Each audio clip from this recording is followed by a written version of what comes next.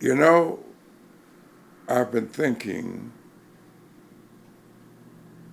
of what it was like for me to do this, to get to that.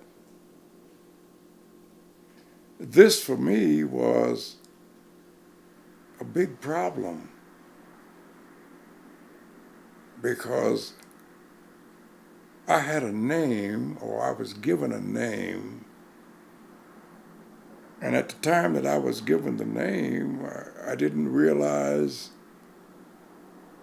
how this name would affect me as I moved through life trying to build a career as a hand percussionist. Oh, by the way, that's what I do. I am a hand percussionist. I've come a long way, and every inch of the way was a struggle. I'm self-taught, and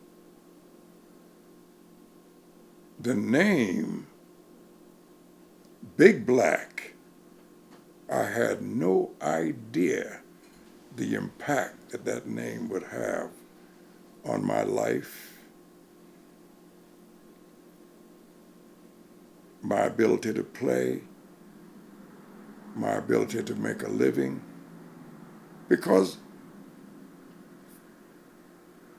we create careers to make a living, you know. And in my mind's eye, like being an engineer or a doctor or a dentist, you understand, you go through all of the different school of thoughts to develop your technique, your style, your profession, or what would become your profession, so that you could make money. You know, that's the ultimate in the world, to make money, to do things good for people, do things that people like, that they would buy, something you could sell, something you could excel at as you work. Your work, along with your faith, you understand, is supposed to produce results. Them that have, to them all is given. Them that have not, to them all is taken away. You know what that means? Them that have the knowledge and the know-how, everything is given to that person. Them that have no knowledge or know-how, everything is taken away. It's taken away because you have nothing to offer. If you have nothing to offer in life, you're dead. You may as well be dead. You got to do this to get to that. Big Black, I was given that name by an older brother after we had been apart.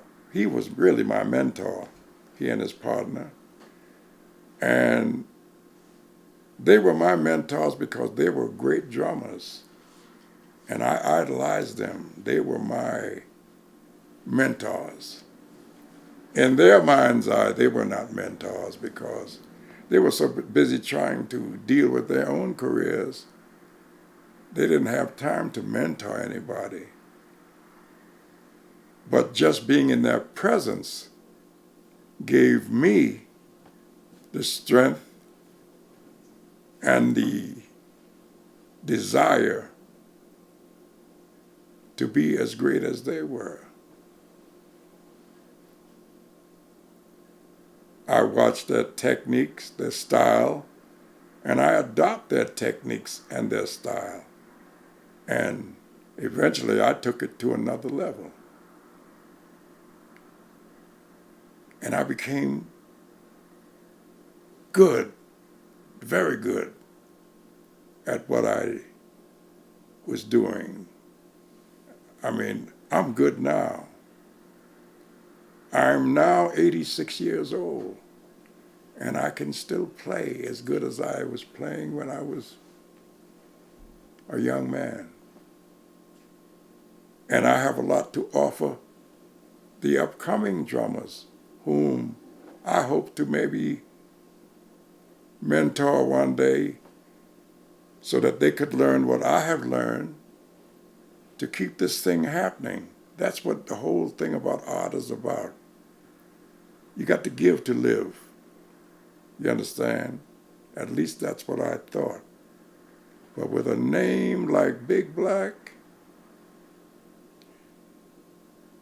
anyway, I did a recording of my feelings about the name Big Black and the reactions that I got from people, black people, white people, whomever, could not deal with a name like Big Black. And for the next 15 or 20 minutes, I want you to listen to this recording that I made of my having to deal with the negative things that was thrown at me by people in America.